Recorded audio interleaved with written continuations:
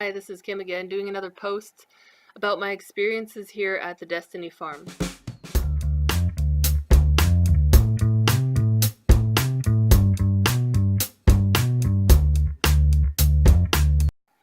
Today, what I want to talk about is what it's like to live with Sunette. If you want to know more about Sunette, what she does, who she is, then you're going to have to research that yourself because I'm not her. So I don't want to speak for her. She has gone to great lengths to speak for herself, be her own voice, and explain who she is, what she does, and how.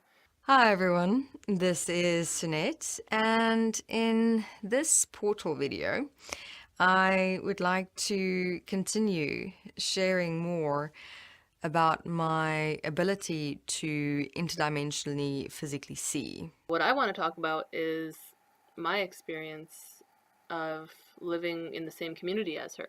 As I mentioned in my last video, there's 4 different houses. We're not all like crammed into one little place. It's quite spacious. There's enough room for everybody.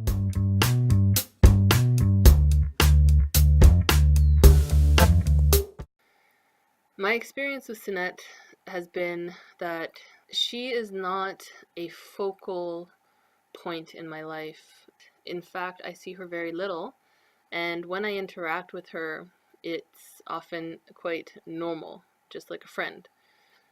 I do go to her from time to time when I'm stumped. I'll also go to the other people here in the community, but sit down with her and find solutions and find structured ways to approach, whatever the issue or obstacle is. And one cool thing I did do with Sunette was I had suffered for probably about 15 years with psoriasis, which I had on my scalp. Basically, one of her abilities is to see into the physical body what is the mind's role in the creation of physical ailments, disease, disability, how thinking, thoughts, thought patterns, behaviors, and anything mind related has led to this weakness in the body that enabled the manifestation of whatever the issue is. And so I was, she was explaining this to me, and I was like, well, can you see how I created this psoriasis and what role my mind played in developing it? Because I would like to correct it. I'll do anything. She did end up organizing to sit down with me once a week.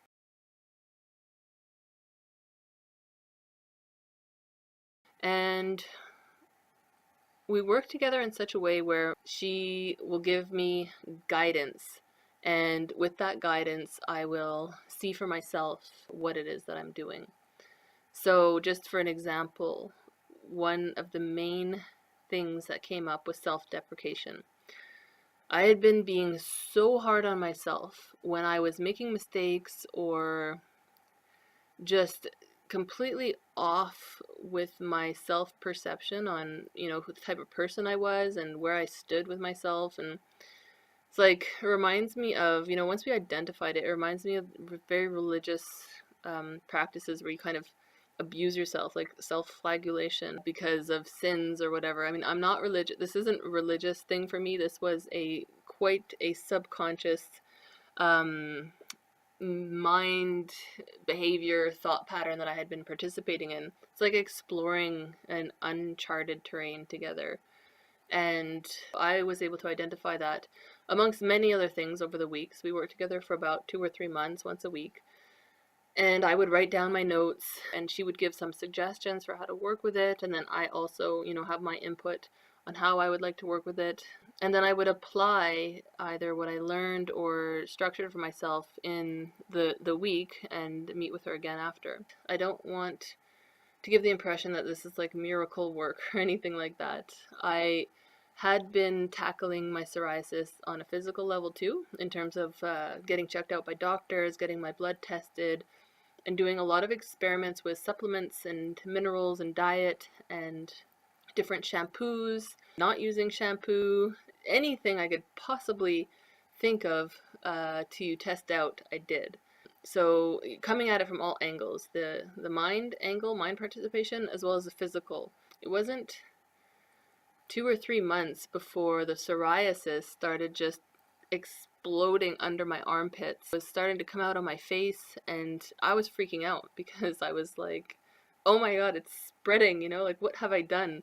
And what was actually happening was that the psoriasis was moving. So that was very interesting, that the fact that we were specifically working on it and the thing started to move around my body. One other thing that I learned that I just want to mention here is how when things change or are new or are different and we don't understand them, why is it that our initial reaction is always fear? Instead of just simply objectively observing the changes and, making sure I'm monitoring and supporting myself as best possible, I went into fear and paranoia. She also worked with me on that.